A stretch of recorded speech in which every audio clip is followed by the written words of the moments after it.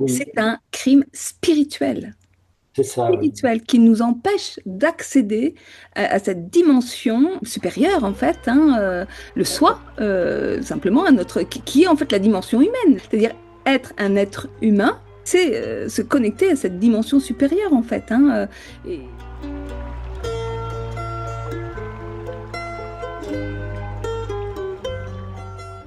Eh bien, bonjour à vous et bienvenue dans cette nouvelle vidéo dans laquelle j'ai le plaisir, la joie, l'honneur même d'accueillir Éric Bardot. Bonjour Éric. Bonjour Marie. Alors aujourd'hui, on va parler d'un sujet qui me tient extrêmement à cœur et qui tourne autour de l'intime finalement, les frontières de l'intime, la transgression de l'intime. C'est un sujet qui, moi, me concerne particulièrement. C'est pas un scoop sur cette chaîne parce que j'en ai déjà parlé, j'ai déjà écrit sur le sujet, j'écris encore sur ce sujet. Et bien évidemment, je vais vous poser ma question traditionnelle. Éric Bardot, d'où parlez-vous? Mais avant de répondre à cette question, je vais déjà poser un peu le décor. Éric Bardot, après des études de médecine, la rencontre entre votre histoire de vie et votre pratique professionnelle vous ont amené à vous orienter vers la psychiatrie puis la pédopsychiatrie. Vous vous êtes très tôt intéressé au psychotraumatisme à une époque où cela n'était encore que très confidentiel. Votre fil conducteur s'est alors articulé autour d'une question de fond. Comment un enfant peut-il se développer dans un monde traumatique? Cela vous a orienté peu à peu vers l'hypnose, les thérapies brèves, les thérapies systémiques, l'EMDR, pour finalement vous amener à créer en 2009 l'Institut Mimétis, qui a pour vocation de former des thérapeutes à ce que vous nommez la thérapie du lien et des mondes relationnels, orientée vers les problématiques complexes et existentielles. Alors, rien que ce petit décor posé, là, moi, il y a déjà plein de questions qui me viennent à l'esprit. Mais avant d'aller dans les questions, avant de développer ce sujet plus profondément, l'intime et ses blessures, comprendre, accueillir, réparer, qu'est-ce qui vous a fait, Eric, vous intéresser à ce sujet et dans cette vidéo, d'où vous parlez exactement? Merci Marie. Cette question, d'où vous parlez exactement, est une bonne question. Évidemment, je pourrais dire, je parle de ma position de professionnel et entrer dans un formalisme académique. Euh, En même temps, cette question est déjà une question piège. Je m'explique. Dans l'environnement dans lequel nous sommes aujourd'hui, parler de cette question de l'intime, c'est Amen, mais quelle légitimité il a dans l'espace public de parler de cette question? Hmm. Si je rentre dans une position strictement académique, ça va être euh, représentation contre représentation, discours contre discours. Alors, je dirais, Marie, que il n'y a pas encore si longtemps, euh, s'il n'y avait pas eu ce lien qui s'est établi entre nous, j'aurais dit non à cet entretien et à traiter ce sujet. Car si je fais le lien entre mon histoire familiale et l'histoire sociétale d'aujourd'hui, il y a la même question, le silence mutique, qui fait que si je dis, est-ce que je ne vais pas être disqualifié au nom de la bien-pensance qui permet comme ça de créer l'illusion que on est bien ensemble, alors que dans les coulisses, c'est autre chose qui se passe. Hmm. Donc, après avoir réfléchi, je me dis, de là où je parle, bah, c'est de là où l'histoire m'a amené à m'orienter, alors que l'histoire familiale était plutôt orientée vers l'entreprise et l'industrie, à m'orienter vers la médecine. Et dans la traversée de la médecine, parce que la question pour moi était justement celle-là, comment un enfant peut-il se développer dans dans un monde traumatique, c'est-à-dire dans un environnement traumatique. Euh, je me rends compte aujourd'hui que ce qui m'a amené vers la psychiatrie et à m'intéresser à l'enfant et à m'intéresser à côté des médicaments aux approches non médicamenteuses, c'est-à-dire la psychothérapie, ça a été de cette réflexion sur la construction des liens et la construction du sens. Et en fait, quand je regarde, mes premières tentatives ont été d'aller chercher une écoute dans la pensée académique, on va dire la pensée rationnelle. Or, cette écoute s'est transformée en une non-écoute. Mm, Et donc, j'ai vite compris que, que c'est pas là où je trouverai les réponses. mm. Et puis, il y a un autre aspect qui est, qui a aussi rendu extrêmement difficile, mais on peut en parler, ce chemin, c'est que dans d'où vous parlez, euh, la question de la légitimité à parler. Et aujourd'hui, c'est comme si on réduit la légitimité à parler aux actes. Et s'il y a quelque chose d'important dans notre échange, c'est la raison pour laquelle j'ai accepté notre échange, Marie, c'est que de réduire aux actes est aussi et contient une dimension de non-sens, de maltraitance et de disqualification. Eh oui, eh oui, eh oui. Et donc, oui, aujourd'hui, je peux dire, et on était en train d'échanger, dans tout le travail que j'ai fait, que j'ai parcouru, qui est à la fois pour les thérapeutes, mais aussi mon parcours et à travers les patients que j'ai pu recevoir depuis tant d'années, euh, qui sont aussi, et qui sont d'abord les premières sources d'apprentissage, j'ai pu me rendre compte que si je voulais, comment dirais-je moi, œuvrer, la première chose, c'était d'œuvrer aussi, et ça me semble important, non pas pour moi aujourd'hui, mais pour les générations futures. Mm, mm. Car comme on va le voir et on peut le voir, c'est que la question de l'effraction de l'intime, elle n'est pas que individuelle, Tout à fait, tout à fait. elle traverse l'individu. Voilà.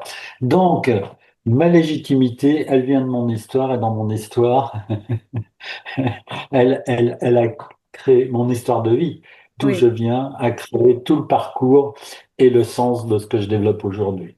En fait, tout ce que vous venez de poser introduit vraiment le sujet. On est au cœur du sujet parce que finalement, euh, à la question d'où je parle, c'est-à-dire de ma sphère intime et privée ou de la sphère sociale, de là où j'ai une casquette professionnelle, ça vient poser finalement tout de suite, mais qu'est-ce que le monde traumatique? Est-ce qu'il se situe uniquement dans la famille, mais aussi dans la sphère sociale? C'est-à-dire que la représentation du monde traumatique, souvent, elle est associée à, mais oui, trauma, qui dit trauma, dit famille, dit vie intime, privée, etc. Mais en fait, non. Et donc, en fait, comment aborder l'intime sans aborder le social? Parce que l'intime, c'est justement ce qui va se définir par rapport au social. Et donc, il y a cette articulation. On ne peut pas, à mon goût, aborder ce sujet de l'intime sans aborder la question de l'environnement, de l'autre, du social. Et donc, c'est bien dans cette articulation-là qu'il s'agit finalement de parler, d'où la question du lien, parce que finalement, c'est cet entre-deux qui est... Alors, je crois, Marie, si vous me permettez, que c'est vraiment important, en tout cas de mon point de vue, c'est vraiment important de mettre trois sphères. La première sphère, c'est celle de groupe d'appartenance de la communauté, par exemple, de la famille, hein, euh, dans ses variations. Et quand je dis famille, c'est pas la famille nucléaire, c'est toutes les personnes qui gravitent autour de la famille.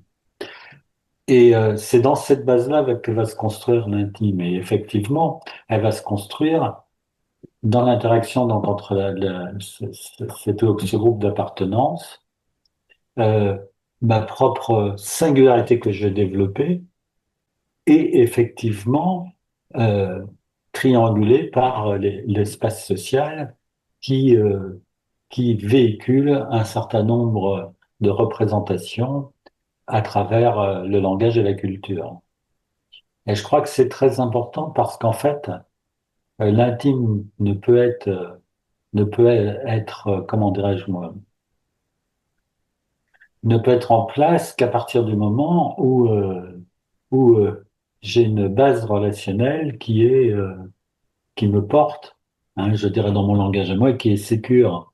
Oui. Et quand il y a, quand ça n'est pas le cas, euh, quand ça n'est pas le cas, en fait, c'est tout qui est atteint. C'est à la fois la relation avec moi-même, c'est la relation avec mon groupe d'appartenance, c'est la relation avec le social, mais c'est aussi la relation entre le groupe d'appartenance et le social, et Mm. l'espace social.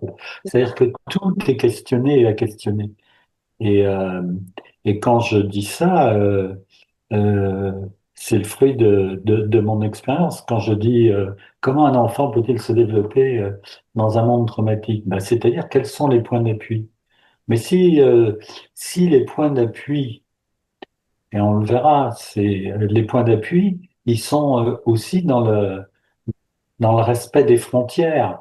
Et quand les frontières ont été fractées, est-ce que ça veut dire qu'il y a légitimité pour que les frontières, comme elles ont été fractées, elles vont être fractées à tous les niveaux? C'est-à-dire, si je le dis de manière plus claire, quel point d'appui extérieur peut avoir un enfant qui, qui fait qu'il va pouvoir être entendu sans avoir à subir euh, les effets collatéraux, tout azimut, dans la relation avec sa famille, les membres de sa famille, la représentation sociale, etc.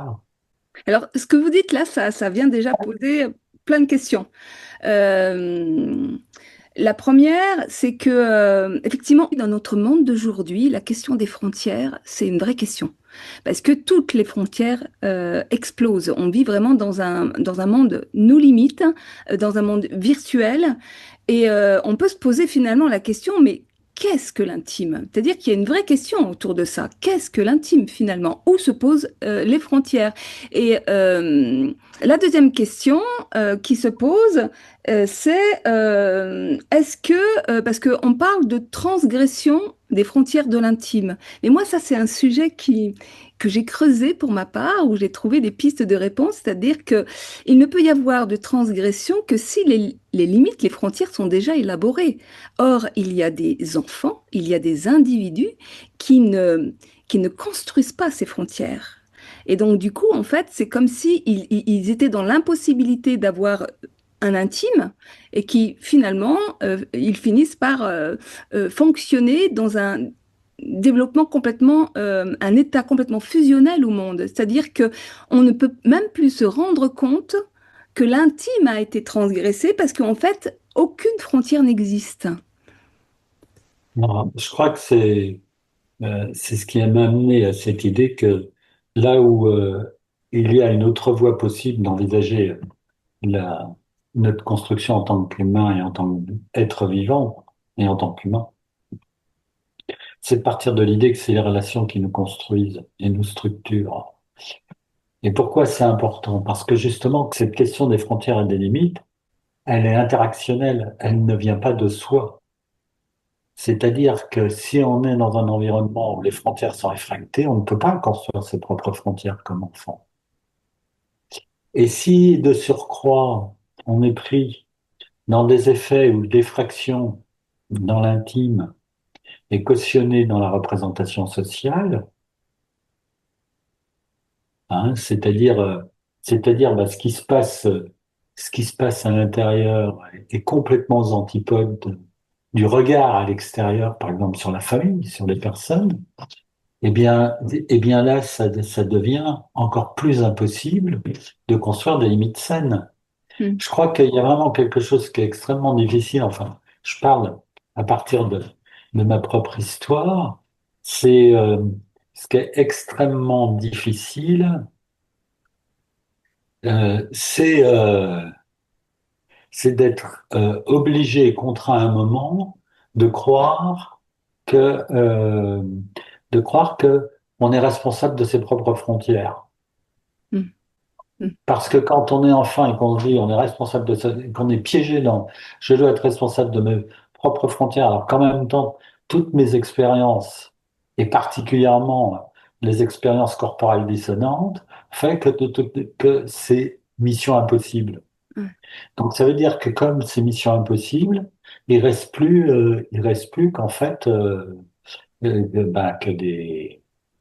des réponses, j'allais dire des réponses folles. Oui, parce que finalement, l'enfant, de toute façon, quoi qu'il en soit, il subit le milieu dans lequel il est. Ces frontières vont s'élaborer avec les failles de son environnement, au sein de sa famille, au sein de tout le système éducatif, de sa culture, enfin, etc. Et finalement, il va arriver à l'âge adulte, soit il finit par prendre conscience qu'il y a un problème au niveau de l'intime, soit parfois il n'en prend pas conscience. Et c'est ce qui vient justement poser cette question, c'est comment, dans un monde fou et sans limite, on peut effectivement construire ou reconstruire euh, ces limites de l'intime. Enfin, quelque chose Alors, qui ressemble à une intériorité, à un intime. Alors, je crois que, enfin, là encore, je parle de ma propre histoire. Là où il y a un problème, c'est que l'intime familial, il était déjà altéré. Et dans cette altération, il y avait déjà une construction familiale qui avait comme fonction d'essayer dans l'idéalisation de la famille, de contenir et de donner un sens à ces altérations. Mais évidemment, contenir les altérations, ça n'enlève pas les altérations. Tout à fait. Et je crois que ça, c'est quelque chose qui me semble tout à fait essentiel pour moi sur la question des limites. Je veux dire, il n'y a pas d'intime s'il n'y a pas de secret. La transparence totale est une illusion. Et il y a une confusion majeure pour moi entre le secret nécessaire à la construction de l'intime et l'instrumentalisation du secret qui ne devient pas un secret qui construit, Oui, mais un secret qui réduit au mutisme. oui. C'est-à-dire que c'est pas un silence qui enrichit, c'est un silence qui détruit. Tout à fait. Moi, je fais vraiment la différence entre ces deux secrets. Le premier, je l'appellerais le voile, c'est-à-dire qu'à un Oui, moment donné, il y a un voile d'intime qui vient se poser et que ce voile, il n'est pas forcément corporel. C'est-à-dire que on entend aussi souvent la question de l'abus se pose forcément dans les limites corporelles. Mais en fait, le voile de l'intime, il est corporel, il est psychique. Et les deux se construisent et sont en interaction, c'est-à-dire qu'il y a des abus psychiques qui vont donc, puisque le physique et le psychique sont en interaction permanente l'un avec l'autre, et donc un abus psychique peut avoir chez un enfant des conséquences physiques et même, comment dire, sexuelles.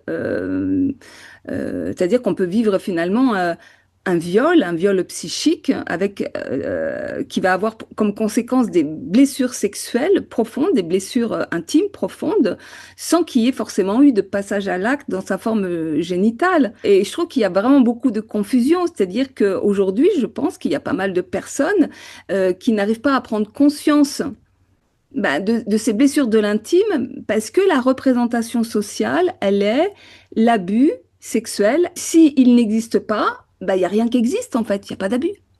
Or, c'est faux. alors ça c'est une question complexe qui m'a demandé des années avant de comprendre, et c'est fondamental pour la thérapie, que ça n'est pas ce que l'on vit qui, mais c'est la manière dont nous intériorisons, nous internalisons ce que nous vivons, et c'est ça notre vécu. Et c'est très important parce qu'en fait, c'est notre vécu qui va construire c'est un intime que je vais dire sécure, une base intime sécure. Et ce vécu, il est en lien avec notre environnement, il est en lien avec nos proches, et il ne peut pas se construire dans un scénario de seul monde. Et ce qui est très important, c'est que ce vécu, il porte, au-delà des actions, il porte sur les intentions. Et ça, c'est quelque chose qui est extrêmement important parce que ça veut dire, qu'effectivement, quand je perçois dans l'acte de quelqu'un une intention qui va être une intention autre que celle qui est censée s'exprimer dans la relation avec la personne avec laquelle je suis, et ben à ce moment-là, ça va venir faire effraction. Et qu'à ce moment-là, ça va créer, bien sûr, un effet de dissonance et un effet de dissonance majeur. Et ce qui va continuer et développer ce que j'ai appelé les mondes traumatiques, c'est que ces vécus qui portent l'intention de l'autre comme agression, mais aussi de l'agression, elle peut être de l'autre, mais elle peut être aussi de tout ce qui vient valider, cautionner l'autre, que ce soit dans l'espace, par exemple familial, hein, ou communautaire, ou que ce soit dans l'espace social. Et quand tout s'emboîte pour valider ou disqualifier, euh, eh ben, ça ne fait qu'aggraver la situation. C'est pour ça que j'ai l'habitude de dire, ce qui construit les mondes traumatiques, c'est la relation humaine, c'est pas la Oui, nature, oui, bien sûr, bien sûr. c'est Et en fait, l'intention humaine. ouais. Et pour revenir à cette notion de dissonance, en fait, c'est vraiment une incohérence entre les faits qui sont posés. Par exemple, je donne un exemple un peu extrême, un père qui viendrait toucher les seins de sa fille, voilà, avec une intention, c'est-à-dire qu'on sent dans la relation si l'intention est saine, hein, donc, il peut y avoir derrière une intention un peu perverse et que le père, en même temps, vient dire à sa fille, c'est pour ton bien, dis rien à maman, je vais te donner de l'argent. Donc, en fait, il y a une dissonance déjà entre les mots posés sur la réalité, les faits, et ce que l'enfant va ressentir à l'intérieur. Et en fait, ça crée déjà une incohérence entre les faits, le langage et le ressenti corporel. Donc l'enfant, il va avoir du mal, en fait, à nommer ce qui se passe vraiment. Il est dans la confusion. Là déjà, il y a une transgression qu'il pourra pas nommer parce qu'on vient lui dire, finalement, c'est pour ton bien. En même temps, il sent bien qu'il y a quelque chose qui est pas clair. Enfin, voilà. Oui, ce que je vais reprendre, l'incohérence, elle est au niveau du vécu, ça c'est une première chose, elle est au niveau du vécu parce qu'elle crée une relation conflictuelle, et ça c'est quand même très important à entendre, entre ce qui est en train de se passer là maintenant et les effets que ça pourrait avoir, euh, les effets que ça pourrait avoir, par exemple dans cet exemple-là, sur la famille. C'est-à-dire quand vous dites le père dit ne le dit pas à maman, le ne dis pas à maman, c'est pas ne dis pas à maman, c'est si tu le dis à maman, alors tu, tu prends un risque non seulement de la faire souffrir, mais d'effondrer la famille. Hmm. Et c'est parce que s'il y a ce message-là, tu seras responsable de la faire souffrir. Et donc tu risques d'effondrer le couple et en effondrant le couple, d'effondrer la famille. Tu seras responsable des effets au niveau de la communauté, du collectif. Et c'est ça qu'il faut comprendre, c'est que ce qui va verrouiller, c'est d'être amené à ne pas pouvoir dire, parce que dire, ça veut dire menacer d'effondrer le groupe d'appartenance. Et c'est vrai tant au niveau de la famille qu'au niveau sociétal. Hmm. Oui, ça rejoint la question première qui a été posée, c'est Oui, à partir de où je parle, c'est-à-dire que si à un moment donné je prends le risque, et ça c'est valable aussi pour moi, à partir du moment où je prends le risque d'énoncer quelque chose de l'ordre de oui, l'intime qui sait comment dire, ça. passer forcément en interaction avec ma famille, eh bien on prend le risque en fait d'effondrer et le système familial, mais tout le système finalement sociétal quelque part. Aussi, oui. Voilà, En tout cas, les liens entre. Mais il y a quelque chose d'important, c'est que pour que ce message soit crédible, ça veut dire, et c'est ça, c'est que la menace d'effondrement est déjà là. Et c'est ça qu'il s'agit de comprendre, de mon point de vue, c'est qu'en fait, ça n'est possible que parce que déjà le message que la famille pourrait s'effondrer ou que le groupe pourrait s'effondrer est déjà présent. et oui, C'est-à-dire qu'il exprime déjà les dysfonctionnements dans l'interaction entre, on va prendre la famille, entre la famille ou un groupe social, hein, la famille, la personne et la société. Mais le discours social. L'effondrement, la menace d'effondrement, elle est déjà présente avant. Oui, elle est présente, elle est d'autant plus présente que, en fait, moi, à travers mes recherches, j'ai finalement Oui, fini par découvrir que la notion d'intimité, du sentiment de soi, oui, était quand même une notion extrêmement récente qui date du 19e siècle, en fait, hein, oui, d'après mes oui. recherches, et puis qui vient s'inscrire dans une histoire du monde où finalement nous sommes des animaux grégaires et que notre besoin de sécurité va se jouer dans le lien au groupe. C'est-à-dire qu'à un endroit, le groupe est plus important que nous-mêmes, parce que sans le groupe, on meurt. En fait, il y a cet enjeu-là. Donc, si on prend le risque de faire effondrer le groupe, que ce soit la famille ou la société, eh bien, on prend le risque de s'effondrer avec et de disparaître et de mourir. Donc, il y a des enjeux qui sont très, très forts, en fait. Ben oui, c'est de mourir ou d'être exclu ou de partir dans la folie. C'est ça. Voilà. Je Mais, connais bien. voilà. Mais, je crois que ça, c'est vraiment important parce que quand, quand vous dites, Marie, on a besoin du groupe pour exister, et ça fait partie de notre condition d'être humain, mais le groupe, il commence par, et c'est ça qui est terrible, il commence par l'être ensemble corporellement. Oui, Et c'est là où aussi il y a quelque chose qui est terrible pour moi, c'est que dans la représentation du corps aujourd'hui, dans cette représentation d'un corps qui m'appartient comme une propriété, c'est-à-dire qu'on confond, on met à distance le toucher affectif qui est absolument indispensable à l'existence. Que ce toucher passe par le regard, que ce toucher passe par la voix, que ce toucher par le contact tactile. Il est absolument indispensable pour notre existence parce que c'est par là que passe notre appartenance à l'humain.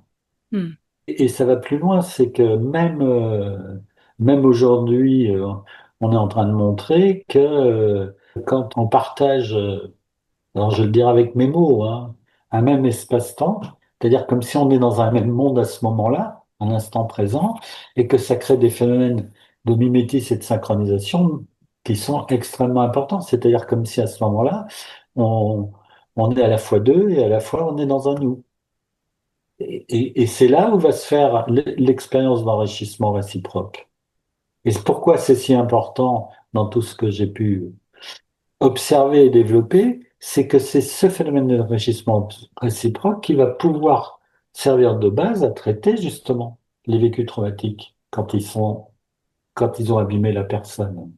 eh oui, mais ça c'est très intéressant ce que vous dites parce que en fait oui c'est ce que vient nous apporter l'épigénétique, c'est-à-dire qu'à un moment donné on est complètement imbriqué dans notre environnement, dans ce nous familial, parce que en fait l'environnement, ben, c'est notre premier environnement déjà, c'est notre corps, et après c'est nos parents, c'est notre famille, c'est la société, enfin etc.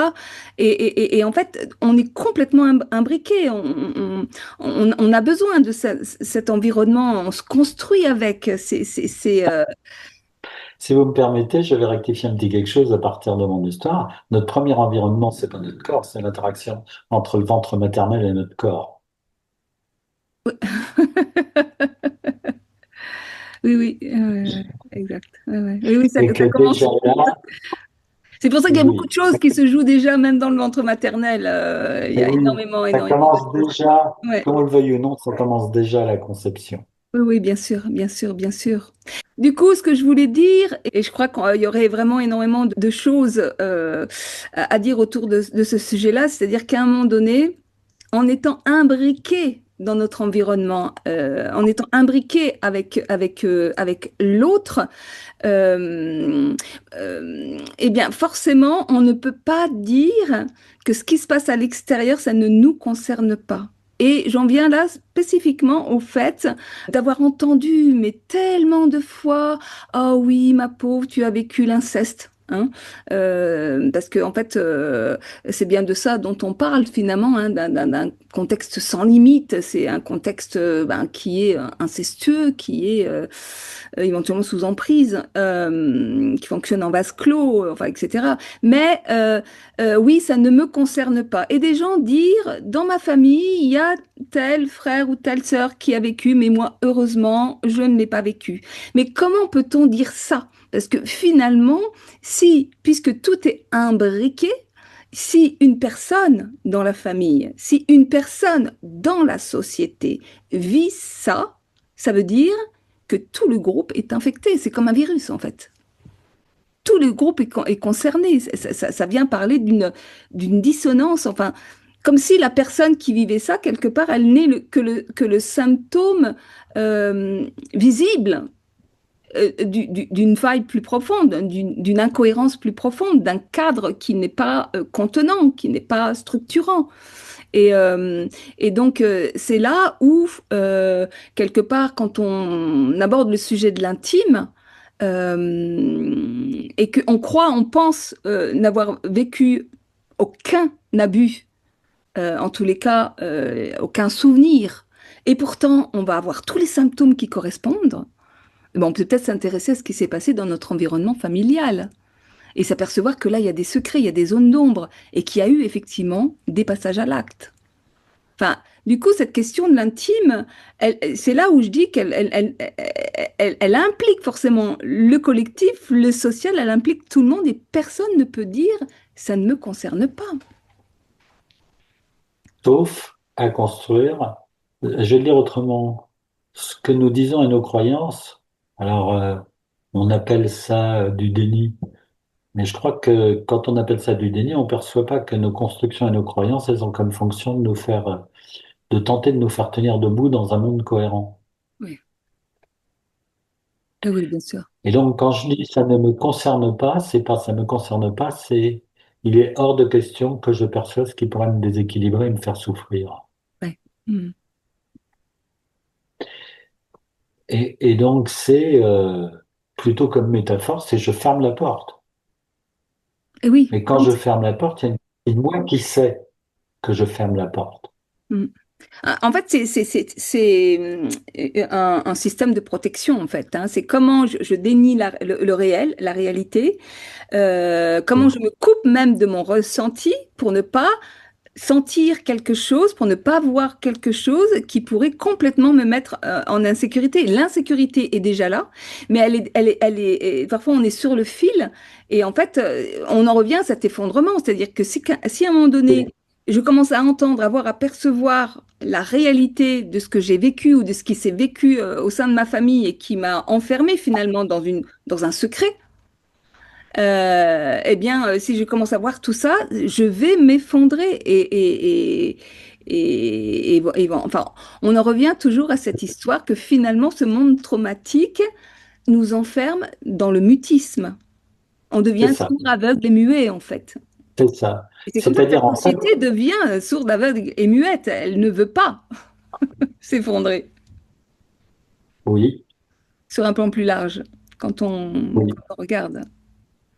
oui, mais il y a quelque chose d'extrêmement difficile dans le dévoilement, c'est de pouvoir témoigner du vécu et pas des représentations de ce que j'ai vécu et des interprétations que je fais. Et pour témoigner de ce que j'ai vécu, c'est avec les tripes et avec le cœur et pas avec la tête. Ah, Le langage de la narration. Et encore faut-il qu'il y ait en face quelqu'un qui peut écouter et entendre sans juger. bah oui, mais c'est toute la difficulté justement, parce que quand on est dans le mutisme, le langage a disparu. En plus de ça, les mots posés sur la réalité, sur le mythe de la famille harmonieuse, enfin, etc., fait qu'à un moment donné, on ne peut pas poser les mots. Enfin, en tous les cas, moi, dans mon histoire, c'est comme si on m'avait coupé ma langue. Je n'avais pas les mots pour dire, parce que non seulement je ne trouvais personne pour m'entendre, encore moins pour me croire, et donc, systématiquement renvoyée au doute, à la folie, et que je n'arrivais plus parler en fait. Donc en fait, c'est le langage qui disparaît. C'est le langage qui disparaît. Ou le langage qui est utilisé, c'est un langage mensonger qui va décrire une réalité mensongère.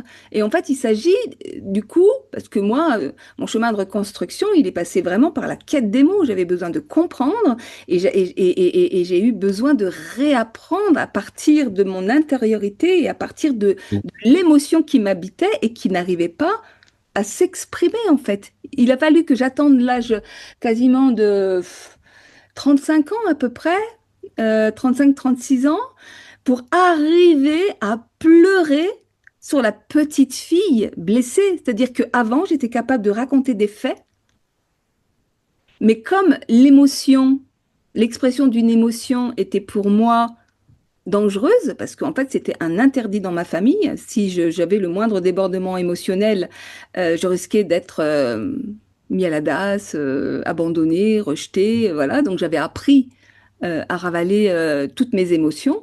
Donc, même quand j'ai pu enfin trouver une oreille qui pouvait m'écouter, elle écoutait les faits, mais l'émotion n'arrivait pas Enfin, moi, je dis qu'une écoute véritablement guérisseuse, c'est celle qui vous permet d'entendre ce que vous dites et de vous reconnecter à cet émotionnel. Mais lorsque le trauma est tellement fort, on peut pas tout sortir d'un seul coup. Donc, il faut aussi, voilà, prendre de la patience et que cette émotion puisse se libérer petit à petit, petit à petit, petit à petit. Donc, l'écoute, c'est-à-dire celui qui va écouter, et ce que vous dites, c'est fondamental, pouvoir rencontrer quelqu'un qui puisse écouter, contenir l'émotion de l'autre sans chercher à la sauver. Parce qu'en fait, dès lors qu'on va chercher à la sauver, on va aller trop vite. Donc en fait, il faut maintenir la personne dans un état de sécurité intérieure. Donc en fait, cette écoute thérapeutique, elle demande de faire déjà le deuil de la toute-puissance sur l'autre, de vouloir sauver l'autre à tout prix. Elle demande, enfin, voilà, donc c'est rare les personnes qui sont en capacité d'écouter ces histoires-là dans la justesse, et afin de permettre à la personne de pouvoir retrouver le fil d'elle-même, le fil des mots MOT et l'expression des mots MAUX. Et tout ça dans un langage articulé, parce qu'au départ, quand le langage, quand les mots s'expriment, c'est chaotique. Moi, j'ai mis 40 ans avant d'arriver à structurer ma pensée et à m'exprimer dans un langage articulé, cohérent, puisque j'étais issue d'un monde complètement incohérent, en fait. Ben oui, Donc oui, ben oui. l'écoute, oui, oui, oui, oui, l'écoute, et puis l'expression de l'émotion qui a été contenue pendant tant et tant et tant et tant d'années, et qui fait que, là aussi c'est pareil, c'est un système de défense. C'est-à-dire que si j'exprime ce vécu, si je laisse sortir cet émotionnel, mais je vais m'effondrer tellement c'est énorme. Moi j'avais juste l'impression d'avoir un monstre à l'intérieur de moi. D'ailleurs, c'est intéressant parce que je dis que un monde traumatique, il se construit comme un monde vivant et que la première chose qui l'organise, il y a trois choses. C'est la monstruosité, ça c'est la monstruosité, qui porte la monstruosité humaine et qui amène à enfermement et à l'errance. Et ça ramène à l'écoute, oui, c'est ça qui est difficile, c'est que c'est à la fois une écoute où ça nécessite pour la personne qui écoute à la fois d'être touchée sans être débordée, parce que si elle n'est pas touchée, il n'y a pas de rencontre humaine, Tout à fait. et en même temps, dans le non-jugement, et ce non-jugement, il est extrêmement difficile aujourd'hui, parce que pour être dans une position de non-jugement, ça nécessite d'accepter le fait, c'est pas d'être d'accord avec. Et c'est quelque chose de terrible, parce que je sais bien que ce que je vais dire peut être complètement interprété de travers et déformé. C'est d'accepter le fait que euh, la monstruosité humaine est consubstantielle de l'être humain et de l'humanité, et que d'imaginer une humanité sans monstruosité, c'est une utopie complète. Et cette utopie, elle a quelque chose de terrible.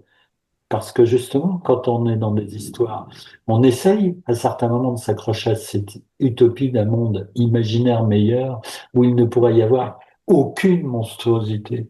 L'ennui, c'est que ça continue à faire souffrir et à mettre du désordre. Eh oui, oui. Ce que vous dites là, c'est vraiment, mais c'est tellement précieux. C'est ma bataille à un moment donné de pouvoir, comment dire, intégrer que nous sommes pas que des gentils. Et que, je dirais, quand même, le plus grand prédateur sur cette planète, c'est quand même l'être humain. Et que ça vient aussi toucher quelque chose de fondamental. Parce que, alors, moi, combien de fois j'ai été mais, montré du doigt, jugée, parce que, comment dire, je m'étais réconciliée avec mon abuseur. Et que derrière, tout de suite, le jugement arrive. Comment peut-on aimer un monstre? C'est pas possible, tu n'es pas guéri, tu es dans le syndrome de Stockholm, tu es toujours identifié à ton agresseur, enfin, etc. Or, moi, tout le travail que j'ai fait a été d'humaniser ce monstre en moi pour pouvoir l'exprimer de façon cohérente, articulée, paisible. C'est-à-dire qu'à un moment donné, entre parler des faits sans aucune émotion, parce qu'en fait, c'est complètement bloqué à l'intérieur, et à un moment donné, être complètement dans le chaos, l'émotionnel, les perturbations émotionnelles, hein, enfin toutes les manifestations du trauma en fait, hein, qui fait qu'on est dans une souffrance terrible avec des scénarios qui ne pouvant pas se digérer tournent en boucle. Hein. C'est le phénomène même du traumatisme où à un moment donné, tant que le trauma n'est pas libéré, digéré, on est enfermé dans une boucle temporelle. Donc, à un moment donné, cette monstrueuse, parce que moi, je suis vraiment passée par des états où je pensais que j'étais habitée par une entité. J'étais jusqu'au jour où je me suis rendu compte que c'était moi, que c'était rien que moi. Donc, humaniser. Mais pour humaniser cette relation avec moi-même, pour me réconcilier euh, avec tout ce que je suis et seulement ce que je suis et apprivoiser ce monstre, il a fallu que je fasse tout ce travail d'apprivoiser aussi ma relation à l'autre, d'arrêter de le voir comme un monstre, parce que finalement je voyais des monstres partout. Mais le premier monstre dont il était question, c'était mon abuseur, c'était mon agresseur. Et donc à un moment donné, en me réconciliant avec cette part monstrueuse en moi et en acceptant finalement que je n'étais pas ni toute blanche, ni toute noire, ni que gentille ou que méchante, enfin, etc. Finalement, j'ai tissé quelque chose de complexe, non pas de blanc et noir, hein, c'est-à-dire qu'on sort de cette dualité des extrêmes pour finalement élaborer quelque chose avec des dégradés de gris et puis finalement multicolore, c'est-à-dire qu'on commence à sortir de cette vision manichéenne du monde pour entrer dans la pensée complexe, en fait, hein, une pensée élaborée qui, moi, m'a permis enfin de pouvoir écrire, écrire. Mais tout ça, c'est passé par forcément l'humanisation donc de ma relation à moi-même, aux autres, au monde et à mon agresseur. C'est-à-dire que finalement, quand la société vient, et ça je vous l'ai entendu dire dans une vidéo, et c'est vraiment ce témoignage qui m'a dit, je l'appelle, c'est que quand on vient définir, nommer les agresseurs comme des monstres et comme étant condamnables, tuables même, c'est-à-dire qu'ils méritent que le mépris, il faut tuer ces gens-là, enfin, etc., on empêche la victime de se réparer. Tout à fait. Alors, je dirais deux choses. Quand on aime, ça permet de... Et c'est bien là où on revient à la question du silence mutique. Parce que le silence mutique, c'est pas de nommer l'agresseur, c'est à travers le fait de nommer l'agresseur, c'est de nommer la monstruosité. Sauf que pour nommer la monstruosité, ça nécessite qu'elle puisse être reçue. Et à partir du moment, et pour qu'elle soit reçue, bah, ça veut dire que ça vient questionner la part de monstruosité chez soi, la part de monstruosité dans le groupe, dans la communauté, dans la famille, et la part de monstruosité dans la société. Et donc, à partir du moment où tout est focalisé et que le monstre ne reste qu'un monstre à l'exclusion, eh bien, on condamne en miroir la personne à une position victimaire qui est encore une position de représentation avec qui n'est pas au niveau de son vécu et qui dit tu dois rester victime pour qu'on puisse nommer l'autre comme monstre et comme agresseur. Et on en arrive.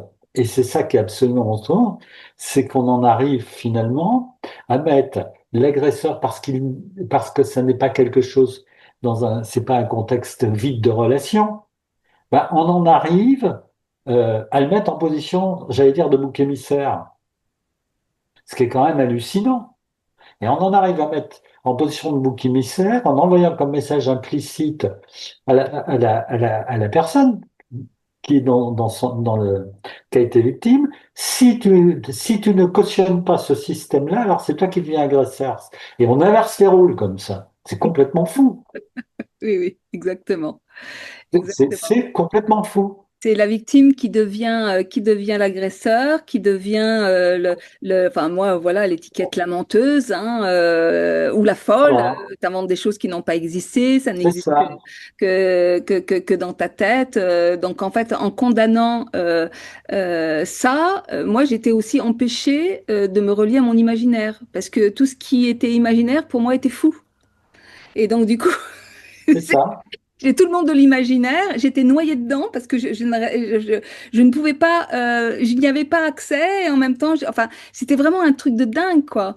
Et c'est pour ça que moi je dis, j'ai été violée finalement une fois par mon agresseur, mais 50 000 fois par ma culture, par tous ces gens qui n'ont pas, pour des raisons X et Y, qui n'ont pas pu, qui n'ont pas su accueillir cette parole, accueillir ce fait, accueillir, euh, oui, mon histoire, ma parole, enfin, et en fait, on se rend pas compte, la société ne se rend pas compte à quel point le déni, et c'est là où ça rejoint ce que vous disiez tout à l'heure sur le fait que finalement, l'agresseur, c'est aussi la société. Et c'est d'abord et avant tout la société. Le monde traumatique, c'est la société telle qu'elle fonctionne aujourd'hui.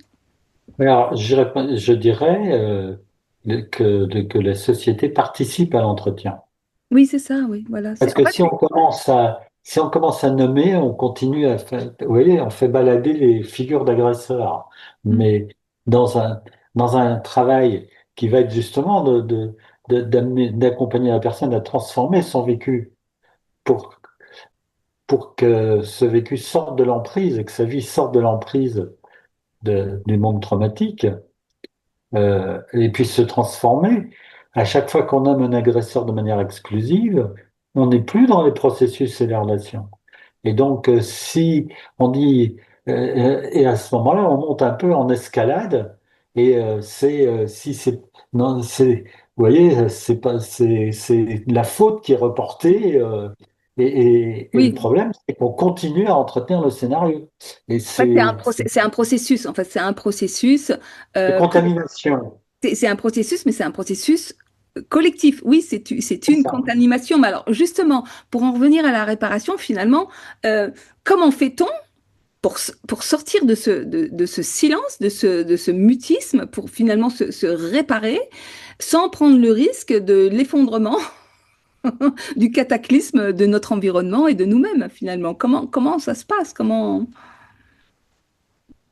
Alors, quand vous dites, je peux dire à partir de mon expérience, euh, d'abord, aujourd'hui, j'ai abandonné le terme se réparer Hmm, parce que, parce qu'en fait, on ne peut pas se réparer, on ne peut que transformer ce que l'on a vécu en autre chose. hmm. Et le transformer, c'est, c'est qu'est-ce que qu'est-ce que dans ce que j'ai vécu et que je ne peux pas changer, qu'est-ce que alors, je sais, ça va être insupportable d'entendre dire ça, mais c'est pour ça. C'est qu'est-ce qui peut qu'est-ce que je peux en tirer comme expérience qui vont devenir pour moi des ressources de vie Oui, tout à fait, bien sûr. et, et à multiniveau. Et donc, c'est une opération de transformation. C'est pour ça que pour moi, dans le travail thérapeutique, l'effondrement est inévitable. Parce que c'est pas l'effondrement de la personne dont il s'agit. C'est l'effondrement de l'emprise du monde traumatique sur la vie de la personne. Et que c'est ça qui va permettre à la personne d'exister de se découvrir comme une renaissance, exister en dehors, je veux dire, en dehors de l'emprise du monde traumatique, c'est-à-dire d'exister comme être vivant, plein et entier. Et c'est ce mouvement de passage qui est pour moi le mouvement thérapeute, le mouvement du processus thérapeutique et qui peut être long, qui peut demander plusieurs étapes. Et enfin, parce que ça nécessite que la personne elle soit prête aussi. Et ce d'autant que ce qui fait l'obstacle le plus majeur, contrairement à ce qu'on raconte, c'est pas l'agresseur en lui-même. C'est tout ce qui cautionne, entretient et valide la position de l'agresseur comme normale. C'est-à-dire que c'est tout le réseau d'appartenance. Hmm. Mais donc du coup, il y a vraiment, c'est vraiment cette question de merveilleux malheur, hein, de ce fameux livre de Boris Cyrulnik. C'est comment faire de son histoire une œuvre d'art, c'est-à-dire quelque chose qui me dépasse, qui me C'est transcende. ça. C'est-à-dire que en fait, c'est faire de mon histoire intime, finalement, quelque chose qui, qui va avoir des rebondissements créateurs dans le social. C'est-à-dire, c'est quand vous dites finalement, mais qu'est-ce que je peux tirer de cette histoire? Quelles sont les leçons finalement? Qu'est-ce que cette transformation va pouvoir m'apporter à moi? Mais c'est aussi ce que vous disiez tout à l'heure. Aux autres, quand vous dites finalement, moi j'œuvre aujourd'hui pour les générations futures, c'est-à-dire que d'un vécu intime qui nous a enfermés dans un mutisme, on en fait quelque chose de transmissible qui concerne le collectif et qui nous dépasse. Parce que moi, Alors, allez-y, Marie. oui, C'est parce que là, j'aimerais rectifier quelques trucs. ouais. Si- Non, c'est parce que en fait, moi Allez-y, je dis ça, allez-y. je dis ça à partir de mon expérience personnelle où en Oui, fait, moi, tant que j'étais dans ce monde traumatique, j'avais le sentiment d'être aplatie à ma dimension de chair et d'os, quoi. Et qu'au fur et à mesure de ma réparation, c'est comme si, comment dire, je me remettais debout et je me oui, reconnectais à ma trinité humaine, oui, c'est-à-dire un être de chair, d'esprit oui, appartenant à un groupe et parlant oui. langue. Et j'ai de nouveau pu accéder au langage, à un langage cohérent, à un langage qui fait repère. C'est-à-dire qu'aujourd'hui, c'est vrai qu'on peut quand même s'apercevoir que dans la société, dès qu'on parle, personne n'a les mêmes définitions des mots. Le langage il n'est plus devenu un repère, en fait. Et le sens des mots, et ça, pour moi, c'est vraiment quelque part le symptôme, le signe qu'il y a quand même des choses qui sont très désincarnées, très incohérentes dans notre système social. Les mots ne sont plus des repères. On se demande d'ailleurs qu'est-ce qui fait repère aujourd'hui dans notre société. Mais en tous les cas, pour moi, il y a vraiment cette idée, effectivement, de transcender l'histoire, de la transformer, et non pas effectivement de réparer, mais de transformer pour en faire une œuvre d'art, quelque chose de transmissible qui concerne le collectif. Et c'est comme ça, en fait, qu'on peut reprendre sa place dans le groupe. Parce que réparer son intime et rester toujours enfermé chez soi parce que la relation à l'autre, elle est juste impossible, parce que dangereuse, parce que c'est ça en fait, hein, c'est réparer la relation à soi et à l'autre. Hein. On en revient donc à votre thérapie du lien et des mondes relationnels. Il y a vraiment, quand l'intime a été transgressé, c'est toute la question du lien et de la relation qui a été cassée. C'est ça. Parce que aujourd'hui, il y a une confusion entre intime et intimité. Ouais. Intime, c'est l'expérience corporelle de l'intime. C'est ce qui crée, c'est ce qui permet d'avoir cette expérience. Alors, en français, on dit de sécurité, en anglais, on dit secure et c'est beaucoup plus pertinent. C'est-à-dire d'avoir confiance dans la relation humaine comme soutenante, comme source d'apprentissage, comme accompagnement, comme reconnaissance, c'est-à-dire tout ce qui fait le processus d'humanité. L'intimité, c'est la représentation, j'allais dire, culturelle de l'intime. Et la représentation culturelle de l'intime, c'est pas l'intime, c'est la représentation de l'intime. Hmm. Il va varier en fonction des époques et des cultures. Hmm. Et, euh, et quand je commence à dire mon intimité, ben non, je suis plus sur l'expérience collective de l'intime. Je trouve qu'il y a une autre confusion qui est de taille, c'est celle entre intimité et authenticité. Et on voit bien Oui, aujourd'hui dans les réseaux sociaux ou même dans les bouquins, enfin tout ce qui va se transmettre, sous prétexte d'être authentique, on se balance à poil sur les réseaux sociaux. C'est-à-dire, on est vraiment dans de l'intimité, en fait, enfin, et on va, sous prétexte d'être authentique, c'est-à-dire qu'il y a plus ce repère-là, en fait. Pourtant, Alors, on peut être très authentique oui, sans rien dire de notre histoire intime. D'ailleurs, je pense que vous paraissez authentique. Qu'avez-vous dit de votre histoire intime? Pas grand-chose. Moi, là, c'est pareil. Je veux dire, pas grand-chose. Et pourtant, on a bien dit qu'on parlait à partir de notre vécu intime. oui. Alors, je vais quand même dire quelque chose, c'est que justement, l'authenticité, elle ne peut être que quand l'intime est en place. Oui, tout à fait. Et l'intime, c'est le respect des limites. Et pour le respect des limites, il faut qu'il y ait des frontières, sinon on est dans l'exhibitionnisme et le voyeurisme. Mm, Et l'exhibitionnisme et le voyeurisme sont encore des extractions de l'intime. tout à fait. Tout à fait. Et, et, et si ça avait un effet, si ça avait un effet, j'allais dire, je vais parler, si ça avait un effet curatif de transformation, mais c'est même pas le cas. Et ça, c'est quelque chose d'extrêmement difficile. C'est pas que la parole elle sorte comme elle sortirait, comme si je me mettais à vomir. Vous voyez, mon histoire. Le problème, et c'est ça qui est extrêmement difficile, c'est de se retrouver avec une écoute qui permette que l'histoire, comme vous l'avez dit, sorte à l'extérieur de moi et prenne une forme cohérente, qui Mm, puisse être partagée, qui devienne un dialogue. oui. Et c'est là où il y a l'effet, où je vais à ce moment-là pouvoir m'approprier les effets de ce dialogue et pouvoir, euh, comment dirais-je moi, intérioriser l'insupportable. Mais s'il n'y a pas cette position-là, je suis toujours dans de vomir mon mal-être. Mais vomir mon mal-être, ça fait du bien peut-être sur le moment, mais ça n'a jamais Et on, changé.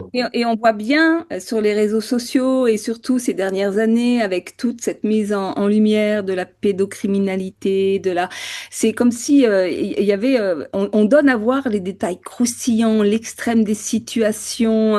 On met vraiment, comment dire, c'est comme si on se mettait, mais complètement, on fait enfin, de la chair à pâté, enfin, enfin, et puis ça fait de l'audimat, et puis ça fait du buzz, et puis ça fait, et en fait comment dire, une personne qui est amenée comme ça à dévoiler son intime dans vraiment les choses les plus terribles, non seulement elle s'abuse elle-même, c'est-à-dire qu'elle est vraiment dans l'abus, elle continue, elle perpétue le viol que certainement elle a déjà subi, mais c'est comment le système social finalement en faisant ça perpétue aussi cette violence, cet abus, cette transgression de l'intime. Moi, je vois bien comment les réseaux sociaux, en fait, transgressent l'intime. Moi, dans mon processus d'écriture, il y a eu plusieurs années de ma vie où j'ai écrit. Et je parle vraiment de l'écriture thérapeutique où j'étais j'écris les faits, enfin voilà. À un moment donné, c'est comment le fait d'écrire et surtout de relire ce qui est écrit m'a permis d'avoir une réflexivité, de comprendre, de mettre du sens et aussi d'exprimer mes émotions parce que c'était pas le fait d'écrire qui me générait de l'émotion, c'était le fait de lire. D'un seul coup, c'est ah, et donc à ce moment-là, je devenais, c'est-à-dire que cette oreille, cet autre que je ne trouvais pas pour m'écouter, pour écouter ce vécu, j'ai dû le rencontrer en moi, j'ai dû rencontrer cette écoute en moi. Et voilà. Mais après, il y a eu troisième étape, c'est-à-dire qu'il y a eu l'écriture thérapeutique, l'écriture socialisante et l'écriture socialisable. C'est-à-dire comment je peux parler de mon histoire sans déclencher l'horreur, le dégoût, fermer les yeux, les oreilles et le cœur. Parce que moi, C'est c'est ce ça. que je provoquais, c'est-à-dire à chaque fois que je prononçais ne serait-ce que le mot inceste, ou même d'autres mots, c'était tout de suite berk. Donc en fait, j'ai fini par comprendre que l'inceste était un égrégore qu'on ne pouvait pas attaquer de front et qu'il s'agissait d'aborder d'une façon socialisable, en fait. Comment penser une chose qu'on ne peut pas nommer? En fait, c'est très important ce que vous dites, Marie, parce qu'en fait, c'est ça qui emprisonne et qui maintient socialement dans le silence. Comme l'ont dit nombre de patientes et de patients que j'ai pu suivre pendant ces 45 ans. Et je peux en témoigner moi-même. C'est-à-dire que pendant des années, quand était exposé, alors les films, je sais, donc je pouvais éviter les films, mais quand était exposé euh, ce genre, cette manière d'exprimer qui est de sortir sur un mode, voilà, dans les médias, de sortir je veux dire, de sortir son histoire brute de décoffrage, si je peux parler comme ça, Mm, ça crée chez moi des réactivations traumatiques à mm, chaque fois.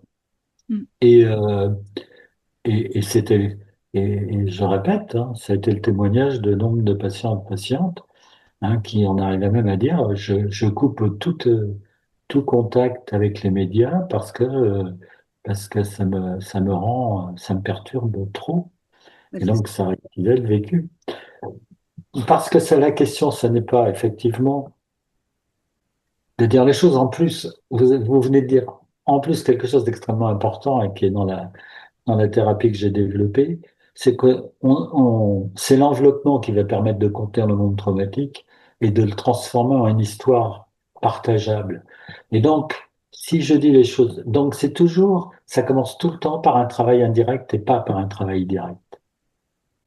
Et dès que je suis dans le direct, je prends le risque de réactiver, quelle que soit la position, je prends le risque de réactiver tout ce qui va maintenir l'autre dans le silence. Mm, Pourquoi? Parce que ça va réactiver l'insupportable. mm. Et c'est important ce que vous décrivez, parce que, en fait, quand vous dites j'ai pardonné à mon agresseur, je crois qu'il faut que ce soit clair. C'est-à-dire que pardonner à son agresseur, c'est pas pardonner à son agresseur, c'est se pardonner d'avoir été, je veux dire, de s'être débattu dans cette histoire-là, et qu'inévitablement, dans le fait de s'être débattu dans cette histoire-là, nous-mêmes, nous avons à certains moments, ça nous a amené à avoir dans la relation aux autres des positions d'agresseurs et des positions pas clean. C'est inévitable quand on est dans la survie. Bah oui, tout à fait, tout à fait. Mais je tiens quand même à rectifier quelque chose, c'est que je n'ai absolument pas pardonné Non, mon agresseur. C'est le pardon est arrivé à un moment donné comme une évidence. Il était là, c'est quoi. ça. Et c'est là où je me dis, attention, le pardon, ça peut être aussi une fuite en avant, c'est-à-dire je pardonne, tout va bien, et puis Alors, je m'assois dessus, et puis voilà. Non, moi alors, j'ai confronté mon agresseur, j'ai même porté plainte, il y avait prescription, enfin, ça a été une très longue histoire. alors, Mais en fait, Marie, c'est justement tout ce travail de confrontation, de mise en sens, enfin, etc., qui fait qu'à un moment donné, le pardon m'a été donné, quoi. Pour moi, le pardon, c'est quelque chose qui se reçoit, c'est pas quelque chose qui se donne. vous avez parfaitement raison. Et je rectifie tout de suite. Le pardon, il se reçoit. Ce que je voulais dire, c'est que le pardon, il se reçoit parce qu'il exprime d'abord le, le, le processus de réanimation qui se met en mouvement chez soi. Et il ne peut avoir lieu que si je vois la part humaine chez l'autre. Sinon, c'est pas possible. Tout à fait. Ouais, tout à fait, tout à fait, tout à fait. Et, C'est qu'à un moment et donné, apprendre à aimer l'autre tel qu'il est, avec ses failles et avec... Parce qu'il n'y a pas que du mauvais. C'est-à-dire qu'à un moment donné, c'est arrêter d'identifier les faits, les comportements avec la personne, l'individu en pour lui-même. ça, dès qu'on réduit, de toute façon, euh, c'est ce que je dis dans le travail thérapeutique, si on réduit, si quand vous recevez quelqu'un, vous ne pouvez pas faire autrement que de réduire la personne à ses actes, ben à ce moment-là, il n'y a pas de thérapie possible. Mm. Ça ne veut pas dire excuser les actes, c'est pouvoir témoigner de l'inacceptable. De toute façon, il n'y a pas de processus de réhumanisation sans témoignage de l'inacceptable. Mais ce qui est problématique dans cette affaire-là, c'est que le témoignage de l'inacceptable ne peut venir que du vécu et pas de ce qu'on dit sûr. Et à ce moment-là, pourquoi il peut venir que du vécu? Parce qu'à ce moment-là, quand il sort, il contient à la fois l'expérience de la personne, mais aussi l'expérience de toutes les personnes qui ont pu vivre. Exactement. Et, et c'est au nom du sens de la vie, c'est-à-dire au nom de l'universel. Ouais, exactement. Et ça, j'en ai vraiment fait l'expérience dans mon premier livre qui était en 3 parties. Il y avait une partie biographique où je racontais les faits, une partie théorique où c'était toute la partie réflexive, enfin, là où j'avais compris, où je transmettais finalement ce que la vie m'avait appris, finalement, tous les processus que j'avais compris. Et la troisième partie, un conte de guérison. Et là, et c'est là où je dis que l'art est absolument merveilleux parce que là, on transcende quelque chose. Là, on est dans un langage universel, on est dans un langage archétypal. Et en fait, j'ai jubilé, j'ai écrit ce conte en 15 jours, tellement il était là, il débordait de moi. Une fois qu'on m'a expliqué comment je pouvais le fabriquer, à partir de quels ingrédients, je l'ai écrit, tout était fluide et j'ai eu cette jubilation de dire des choses, mais tellement intimes, beaucoup plus intimes de ce que j'avais raconté dans mon récit, parce que justement, le récit biographique, pour moi, il m'a demandé de faire le tri entre qu'est-ce que je dis qui est politiquement important de dire pour comprendre l'histoire, mais qu'est-ce que je ne dis pas pour préserver mon intime et justement retisser ce voile de l'intime. Et en ça, le récit, une fois qu'il a été socialisé, il a été hyper constructeur, il est devenu comme un mythe fondateur. Mais alors ce conte de guérison qui terminait la dernière partie de mon livre et qui finalement mettait en place un triptyque corps, esprit, âme, et donc me réinscrivait dans ma trinité humaine, finalement, à travers ce conte, j'ai dit des choses hyper intimes, mais dans un langage tellement universel que en fait tout le monde pouvait lire et c'est la magie des contes en fait, c'est la magie des contes, c'est la magie de l'art, la magie des métaphores et des Ouais, c'est-à-dire que c'est l'acte créatif qui permet de transformer le trauma en expérience de vie. voilà, c'est ça. Et puis après, c'est comment effectivement j'ai pu, parce que derrière tout ça, j'ai reconnecté avec ma créativité, j'ai voulu transmettre, j'ai créé des spectacles pédagogiques pour adultes, où tout le temps on me disait, mais tu nous racontes l'histoire de la vie, c'est-à-dire que j'avais même pas besoin de dire que c'était mon vécu. Parfois, on me posait à la fin du spectacle et puis je disais, bah, c'est mon vécu. Ah bah, en fait, tu racontes l'histoire de la vie, on ne voit pas que c'est ton vécu, mais en même temps, c'est pas étonnant. Voilà. Mais c'est quand on transcende quelque chose, on raconte l'histoire du monde. On raconte plus une histoire complètement déchirante, une mise à nu. Enfin voilà, on est dans l'histoire de la vie. Et c'est là où ça rejoint ce que vous disiez, c'est-à-dire qu'à un moment donné, la monstruosité est complètement fait partie de la nature humaine. C'est ça. Mm. Elle est réduite, j'ai l'habitude de dire, elle est réduite à sa dimension misérable. Mm. Ouais, Et quand elle est réduite à sa dimension misérable, elle a plus de prise. voilà. Et quand on a apprivoisé le monstre en soi, on ne le projette plus à l'extérieur, on ne le voit plus à l'intérieur. Enfin, ça change complètement la vision du monde, quoi. On peut le voir dans sa réalité. Oui. Alors, et ça, c'est important ce que vous dites, parce que pour moi, on n'apprivoise pas le monstre en soi, pour une raison très simple. C'est que c'est pas nous qui avons choisi de mettre le monstre en soi et qu'il a rien à faire dans le soi. Et que justement, c'est ce qui fait que euh, ce monstre qui n'a rien à y faire et qui est porté par l'intention de l'agresseur ou du monde de l'agression, euh, fait que même notre espace corporel devient un espace hostile. Mm. Ouais, ouais, ouais, ouais, ouais. Hein, on est bien d'accord. Ah oui, on est bien d'accord. On- On est bien d'accord. Et, Ouais, ouais, et mon corps était mon pire ennemi, alors c'est qu'aujourd'hui, ça, mon il est mon corps plus était mon grand pire copain. ennemi. Oui, mon corps Ah était. ouais. Et quand mon corps est plus mon pire ennemi, bah en fait, on n'est pas loin d'être dans un vécu, je dirais un mot très fort, mais dans un vécu qui a quelques analogies, même si elle n'est pas objectivée, mais dans l'implicite, quelques analogies avec la torture. C'est-à-dire que la fonction de la torture, c'est de transformer le corps de la personne en son pire ennemi. Ouais, mais un objet de torture, mais c'est exactement comme ça L'objet de que je l'ai torture. écrit, hein. Ouais, ouais, non, mais tout à fait. Et en fait, tout le chemin a consisté à effectivement, il y a pas, on n'apprivoise pas ce monstre. En fait, on le transforme complètement parce qu'aujourd'hui, le rapport à mon corps, c'est tout le rapport au sacré. Mon corps est devenu un temple sacré. Et en fait, je suis passée effectivement de ce corps torture à ce corps sacré. Et en fait, ça a été toute ma reconnexion au sacré de la vie, à ma nature, à la nature, à l'univers.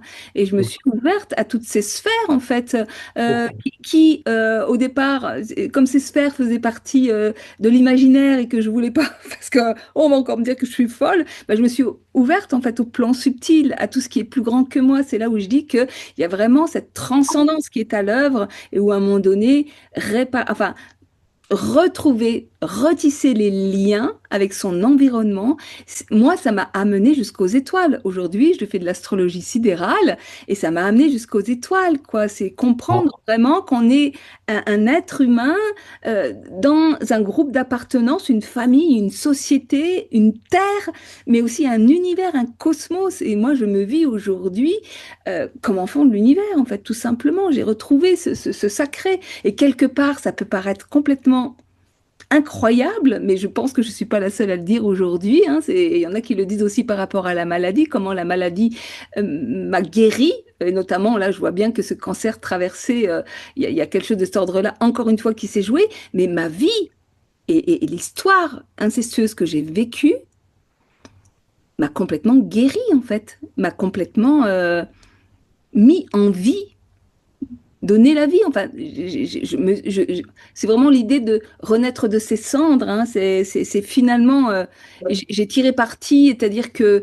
ce mutisme, ce silence dans lequel finalement j'ai évolué toute ma vie, m'a obligée à plonger au plus profond de moi, d'aller faire face à tous ces monstres à l'intérieur de moi, et que finalement, tel un héros, tel Hercule et ses 12 travaux, je suis ressortie vainqueur, guérie parmi les dieux, et avec cette reconnexion à cette dimension divine, à cette dimension mystérieuse, à cette dimension qui nous dépasse et que j'étais loin d'imaginer qu'elle pouvait exister.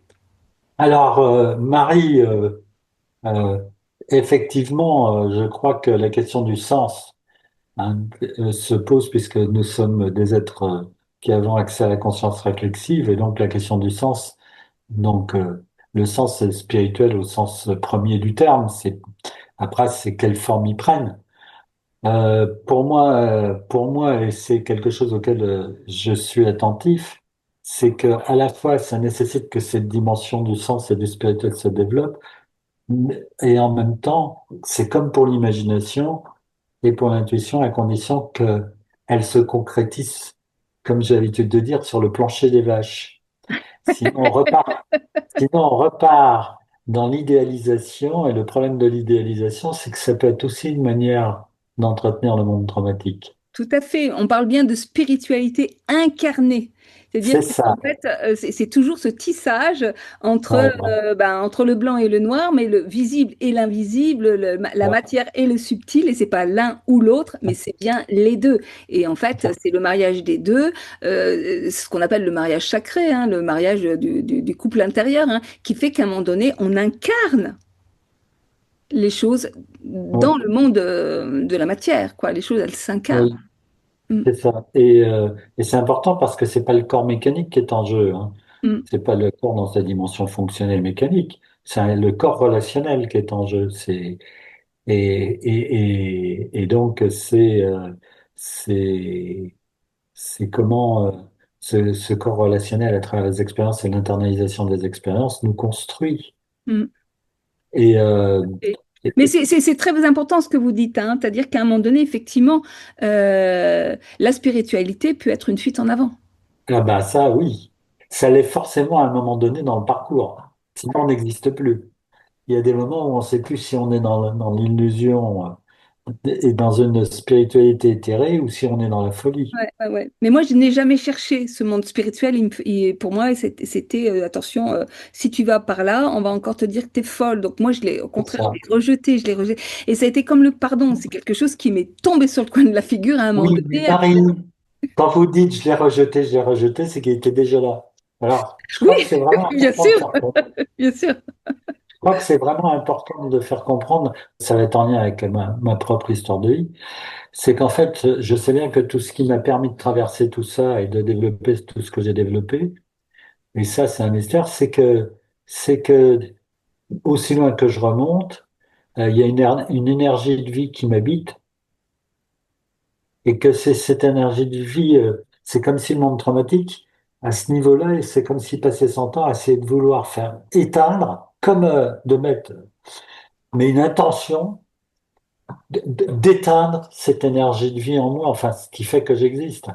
Hein, ce qu'on appelle l'élan Exactement. vital, tout ça. Exactement, c'est bien pour ça que je dis que en fait les abus et notamment l'inceste, hein, parce que l'inceste, voilà, Oui, oui, c'est un crime spirituel, c'est ça, oui. spirituel qui nous empêche d'accéder à cette dimension supérieure en fait, hein, le soi, simplement à notre, qui est en fait la dimension humaine, c'est-à-dire être un être humain. C'est se connecter à cette dimension supérieure en fait, hein. Oui, effectivement, cette chape. Quand tout à l'heure je disais me sentir aplati en fait à une dimension duel, c'est-à-dire que j'étais littéralement empêchée de me connecter à cette dimension supérieure. Et je rejoins, c'est-à-dire que effectivement, comme il y a la station debout, cette station debout, elle s'exprime aussi dans la capacité à penser qui amène dans cette direction de la spiritualité. C'est juste. Mais une spiritualité incarnée, c'est une spiritualité qui s'appuie sur le réel, c'est l'acte créatif en fait. Ouais, ouais, ouais, tout à fait. Mais ce qui fait qu'on reste à plat, et ce que fait les effets de cette monstruosité, c'est que tout simplement, elle a pour objet de brouiller l'intention de l'autre avec la sienne, l'intention du groupe avec la sienne. Et à ce moment-là, ça crée des effets terribles. C'est qu'on ne sait plus à un moment quelles sont les sensations et les perceptions et le vécu qui nous appartient Mm, et quel est le vécu étranger qui nous manipule et qui nous appartient pas. Et mm, que ça crée telle confusion que c'est là où à des moments on se demande, ouais, où je peux me demander si je vais pas devenir fou. exactement. Et pareil, je vais dire, je sais bien aujourd'hui, parce que c'est intéressant, je vois bien le changement radical qui a eu lieu, puisque dans le rapport à l'inceste, je me suis trouvé en position de le vivre d'une manière vicariante et non pas en direct. Vicariante, ça veut dire d'en avoir les effets, Ouais, mais à travers les informations qui ressortaient la nuit pendant des années avec des cauchemars terribles, où j'étais dans une terreur absolument épouvantable. Et là, récemment, c'est intéressant d'ailleurs, hein, ça date pas de si longtemps, hein, ça date de il y a 15 jours, 3 semaines, là, où tout d'un coup, il m'arrive un rêve, qui les scènes que je vais pas raconter, où la scène, elle était abominable, pareil, mais qui contenait absolument tout l'ensemble de l'histoire. Et c'est comme si, comme elle contenait l'histoire, et qu'en même temps, eh bien là, la terreur était plus là. C'est-à-dire que l'abomination était devant, mais en retour, toute la terreur qui m'habitait avait disparu. Et à ce moment-là, c'est justement parce que elle a disparu que je peux la regarder en face et la dire, stop maintenant, c'est terminé, ça, je peux l'enterrer. ouais, ouais. C'est là où on fait toute la différence entre, par exemple, moi qui suis vraiment passée par ces expériences où à un moment donné, j'exprime une histoire, mais je suis coupée de mon émotion, donc du coup, il n'y a pas d'émotion. Et tout le chemin de transformation, de transcendance, enfin, etc., qui va nous amener à parler d'une histoire incarnée, pleinement assumée, en étant touché, mais plus dans un émotionnel débordant. C'est ça. Et là, en fait, il y a vraiment une grande différence. Et c'est pas parce qu'on raconte une histoire sans émotion qu'elle est assumée. Par contre, quelqu'un qui assume, et c'est là où on est dans l'authenticité, hein, parce qu'une histoire assumée nous rend authentique, parce que c'est incarné. Et là, on peut effectivement raconter en étant touché, mais plus à ramasser à la petite cuillère. Ben, ça veut dire que si je reprends justement la différence, c'est que c'est vrai, je pouvais le partager, témoigner de ce qu'il a d'absolument Là, je pourrais écrire un roman, un peu comme un conte, sur ce qu'il est d'absolument monstrueux. Mais en même temps, c'est pas qu'il n'y a pas d'émotion. C'est qu'au contraire, il y a une émotion incarnée. Or, quand l'émotion est incarnée, elle cesse de devenir envahissante et de déstructurer. Ça, c'est ça, c'est ça, c'est ça. C'est toute la différence que je fais entre l'émotion et la perturbation émotionnelle. Pour moi, la perturbation C'est étant ça. la conséquence du trauma, parce qu'on est coupé Oui, de l'émotion et donc c'est du ça. coup, ça génère du stress et de la perturbation émotionnelle. Et ça, c'est encore une des grandes confusions de notre culture qui confond C'est ça. émotion et perturbation émotionnelle. Une émotion, quand elle arrive, elle se gère et c'est tout va bien, quoi. Donc on peut effectivement être ému. On peut même toucher l'autre par cette émotion qui va être émue, alors qu'une perturbation émotionnelle, elle va sortir de façon incohérente, elle va percuter l'autre qui va vouloir balancer à la figure. Et là, on rentre dans des jeux de victime, bourreau, sauveteur. Et voilà, c'est toute la différence. L'émotion, à la base, elle est complètement, comment dire, saine et créatrice. Oui. Créatrice. Alors, je rejoins tout à fait. C'est pour ça que dans la thérapie que j'ai développée, c'est pas l'émotion qui nous intéresse. L'émotion, elle contient la vie affective. C'est le langage. C'est un peu les gammes de la vie affective. Mais c'est pas Ouais, l'émotion qui intéresse. C'est la manière dont on la vit. Et quand l'émotion est ajustée, elle va se déployer ouais, et elle va venir nous nourrir dans la densité, ouais. pas dans l'intensité. L'émotion, quand elle est perturbante, c'est que Là-dedans. l'intensité, Exactement, ouais. j'ai l'habitude Ouais, de dire qu'elle va prendre une intensité dans laquelle on va se noyer dans l'émotion. Mais c'est pas l'émotion en elle-même, c'est qu'à ce moment-là, l'intensité est tellement forte, avec personne pour la recevoir et l'accueillir, qu'à ce moment-là, on a l'impression d'être seul au monde, d'être se noyer dans l'émotion et qu'on va évidemment perdre pied.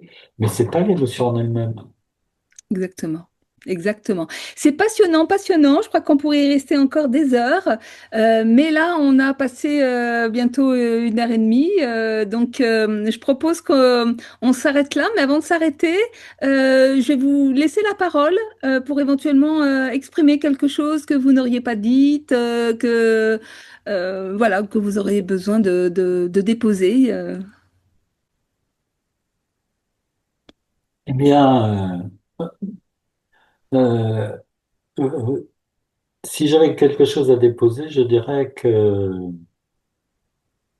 il y a aujourd'hui à repenser la manière dont on aborde tout ce vécu autour du vécu de victime et de l'emprise des mondes traumatiques sur sa vie, qui, tant qu'elle est là, nous condamne à une errance en tant que victime.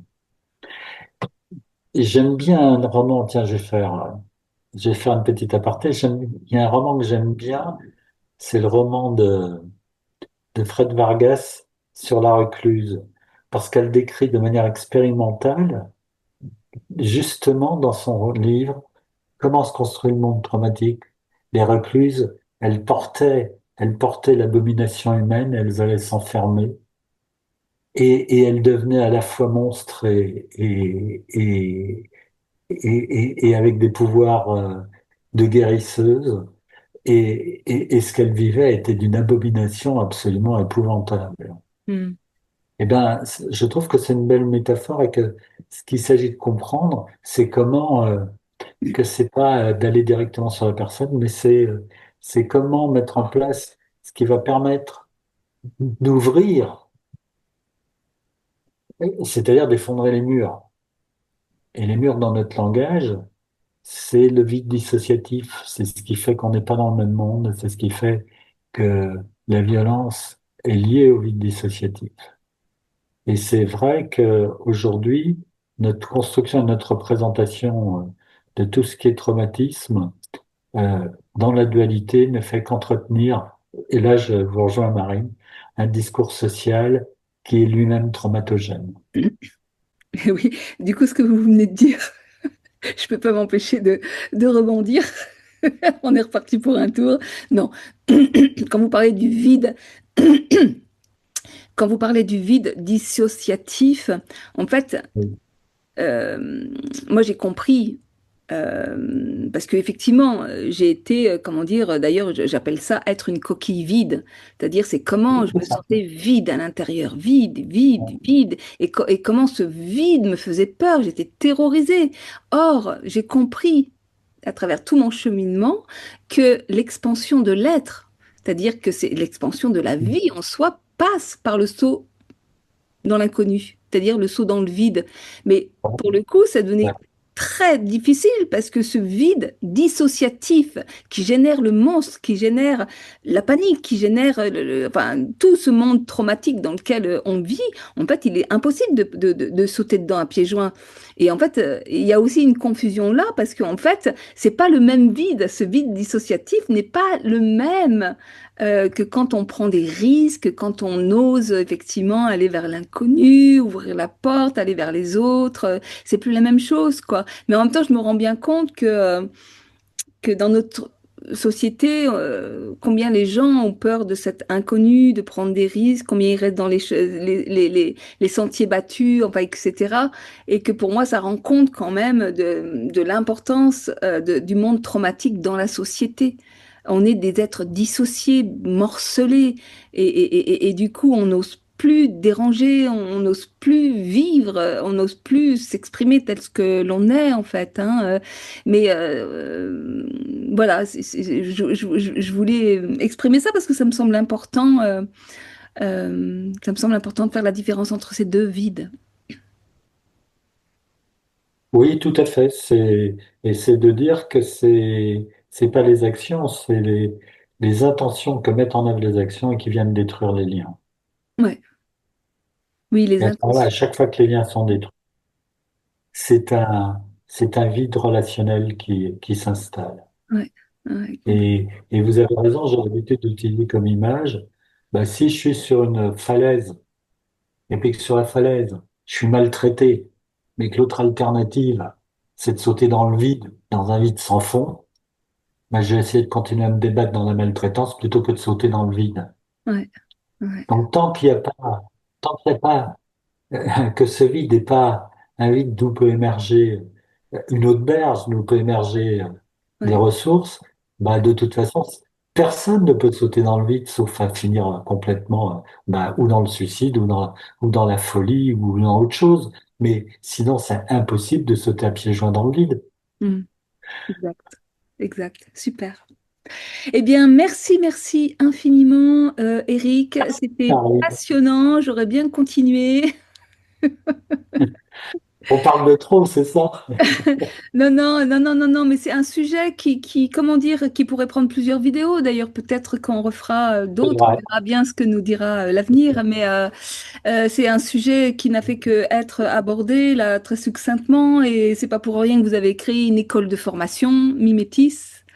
Parce que ça demande effectivement pour intégrer tout ça. Bah, j'imagine bien que votre formation, c'est une sorte de formation action où le thérapeute finalement va rencontrer son propre monde. Euh, voilà.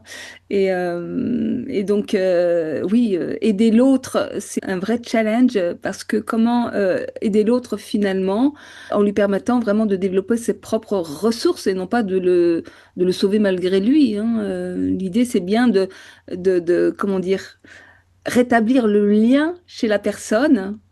Et ça ne peut se faire qu'à partir de la personne elle-même. Rien d'extérieur ne peut le faire. Ce lien, il doit se retisser de l'intérieur. C'est vrai, sauf que pour qu'il se retisse dans l'intérieur, ça nécessite que la personne puisse prendre appui sur un tiers Sur un tiers à l'extérieur. Tout à fait. extérieur. Tout à fait. Et donc, comment être ce tiers? Et je dirais qu'il n'y a pas besoin d'être thérapeute. Nous sommes tous en capacité d'être ce lien à un moment donné, d'être ce Oui, passeur, oui, et que bah moi, je ne sais pas comment ça va devenir possible, ce truc-là, peut-être dans quelques centaines d'années, mais oui. voilà, on est tous des tuteurs, hein. Je dirais que au niveau légal, il y a les tuteurs légaux, hein, les parents, voilà, mais nous sommes tous des tuteurs, nous sommes tous enfin, des garants de la loi quelque part, hein, et la loi du langage, qui est typique de l'être humain, c'est la loi du lien, Mm. la loi du lien. Est-ce que je peux ajouter que nous organisons un congrès au CEP de l'Aude Bien sûr, les 19 et 21 mars sur le thème justement de la trans-traumatique et la trans-thérapeutique, la puissance du lien, où Mm. il y aura un panel d'universitaires spécialistes du trauma et des neurosciences, nombre de cliniciens, philosophes, sociologues. Car mon idée, là encore, c'est que pour qu'il y ait dialogue, il faut qu'il y ait des positions différentes qui acceptent de se rencontrer dans un même espace-temps. Ça, c'est clair, hein. Je veux dire, la réponse se trouve dans l'entre-deux, dans cette question du lien. Et donc, c'est vrai qu'il faut arrêter de fonctionner avec des disciplines qui sont coupées les unes avec les autres. Il faut vraiment créer des liens, des passerelles, parce que c'est là que ça se passe, hein. C'est dans le lien. C'est là que ça se passe, dans le lien. Ok, bah de C'est toute façon, ça. on mettra tous les liens dans le descriptif de la vidéo. Donc, Exactement. vous donnerez le lien qui permet d'accéder aux informations de ce séminaire. Voilà, merci beaucoup Eric, à très bientôt. Je vous remercie pour votre écoute si vous êtes arrivé jusqu'au bout et je vous dis à très bientôt.